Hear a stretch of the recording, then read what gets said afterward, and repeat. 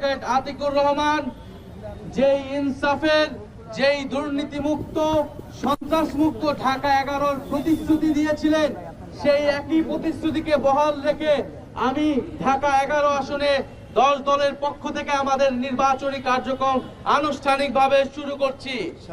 আমরা আতিক ভাই এবং নাহিদ ইসলাম একত্রে ঐক্যবদ্ধভাবে কাজ করবে। 10 দলের পক্ষ থেকে এই 11 আসনকে জিতিয়ে এনে সংসদে ঢাকা 11 আসনের মানুষকে জনপ্রতিনিধিত্ব করবে এবং আধিপত্যবাদ মুক্ত, দুর্নীতি মুক্ত, বৈষম্য মুক্ত, ইনসাফ ভিত্তিক বাংলাদেশকে প্রতিষ্ঠার যেই প্রতিশ্রুতি আমরা সারা বাংলাদেশে দিয়েছি, সেই প্রতিশ্রুতিকে রক্ষা করবে।